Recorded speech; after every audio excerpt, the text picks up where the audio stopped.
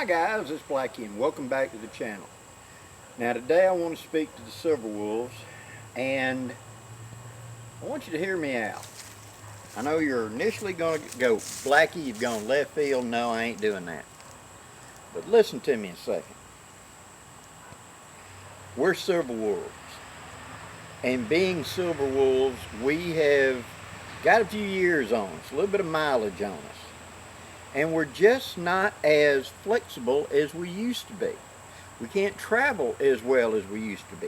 Doesn't mean we can't build back up. Doesn't mean we can't get out there and exercise and get where we can, go, not feeling short of breath, etc., within medical reasons, okay? But we also, hey, I want to get out there. But when we get our pack loaded up and we go to put it on, not everybody has the mobility anymore trying to get on a pack, and it's,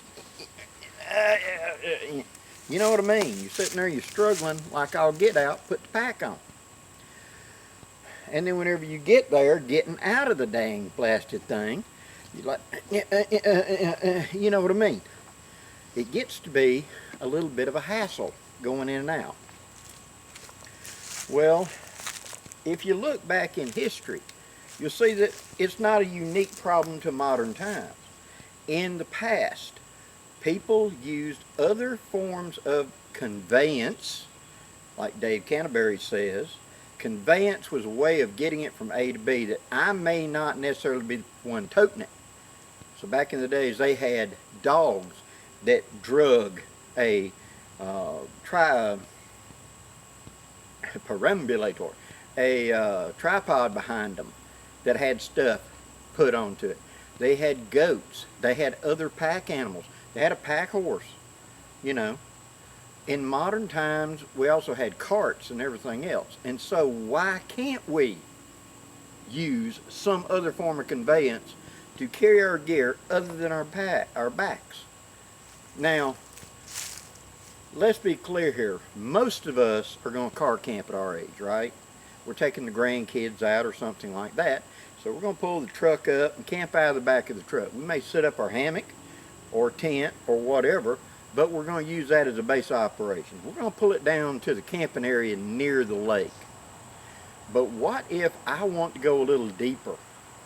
Or you want to actually be able to park here and go down that little trail to one of your favorite campsites in the past, but it might be a half mile or a mile down a trail, and you can't get a vehicle down there. And carrying it may be what's holding you back, that cumbersome. Well, let me give you 3 possibilities of a way of conveyance that may suit your needs, and that would probably be not expensive to procure, okay? Now this first one, I picked this one up on the side of the road where it was being thrown away because one of the wheels had come loose. There's a capture nut that goes to the end of the axle that had come off. Something I just go to the hardware store and pick one up for $1 and put it back on. So I'm going to rebuild this one. I'm not necessarily going to use it for this, for me, but it would be an idea, and that is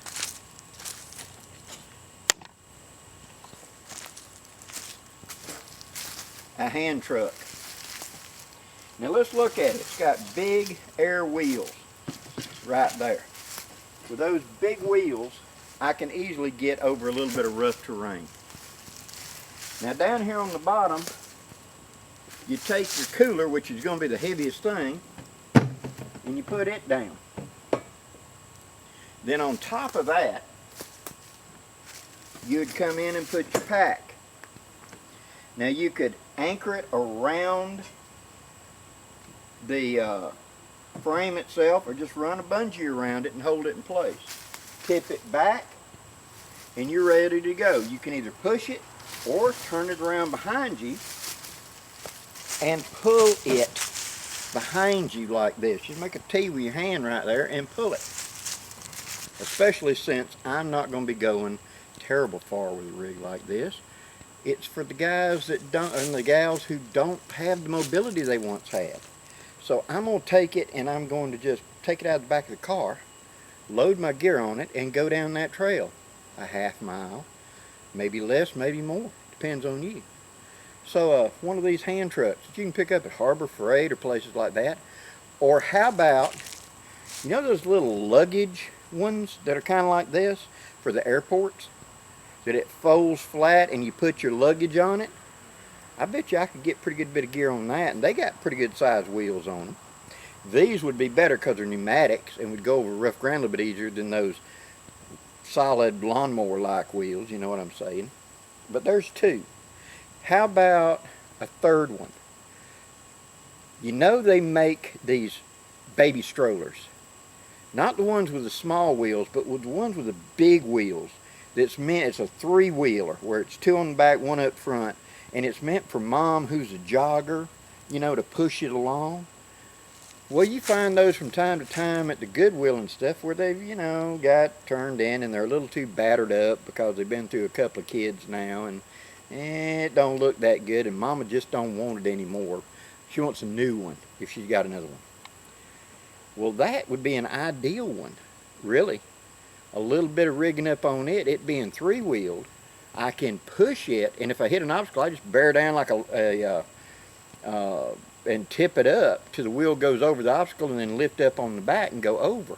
And that'd be a lot better off-road capability, one of those three wheels. Or even, I tell you, the first time I saw this being utilized was a friend of mine back in living history, who was he was a Silver Wolf, and he had been in the military and enlisted. As he said, I worked for a living. And his last posting was over at Fort Benning. And he liked to get these young officers and the senior officers to want to put money on a golf game because he was really good at golf. And so he would get out there and he'd make a little beer money whooping these officers' butt playing golf. Well, whenever he would come out, instead of, you know, especially these living history events where you couldn't automatically pull a vehicle up there because they were trying to keep a look, he simply took a golf bag that he had, one of them tips, got the wheels on it and everything, and he pulled the dividers out of it and used the bag as his pack. He packed his stuff into it, and then it's a three-wheeler. He just rolled it to target. It's got a third stand. Now the advantage of one of these rigs, or the rigs I'm talking about, is when you get tired, you get a little winded, what do? Stop. You ain't got to struggle it off your back because I just can't breathe. You just stop, stand it up, let go of it, and it stops right there. I can catch my breath and I can go again. So I can go further than I could before while carrying it on my back, see? And so this might be something for the Silver Wolves to consider to getting back into the field. Some form of conveyance. So, there are hand trucks that you can put the cooler on the bottom and set your pack on top, add a couple of bungees, you're good to go. There are the little luggage rack that you see at airports and stuff that you can buy at Walmart and stuff like that. That might be something if you're going kind of light and small, especially for a little day hike, going down there to the lake. I just need a cooler and a few little things. Might be the way to go. One of those three-wheel tricycle type running baby strollers. That would be the cat's meow right there. And we'd be able to carry a pretty good sized camp and a couple of days worth of food and stuff. A pretty good sized cooler on that and be secure. So there are 4 ways that you can convey it without having to go buy an ATV or bring 5 grandkids to haul your stuff in or into the camp, which I had to do that before too. But the idea is, if you think about it, it's not any shame that I can't carry it anymore. I'm a Silver Wolf, so to speak. And so if I've got that bad shoulder and I just can't get my arm behind me to get into a strap, why not? You know, if I'm short of breath and once I get loaded up and I get going, I don't get 50 yards, Blackie, and I got to stop and rest. One of these. Being able to load it up, take it out of the car, load it up, catch your breath, unencumbered, no pack hanging on you, and be able to grab it and start off the trail going that way. You know, and whenever you get to the stopping point, just stop. You can unload easily. So I would like the Silverwolves to consider this. Consider conveyance and finding a way to get it from A to B without you having to carry it, so to speak. Hope you've enjoyed this, guys. There'll be more videos for the Silverwolves coming up. Till next time, guys, I'm Blackie wishing you safe journeys. Have a great day, guys.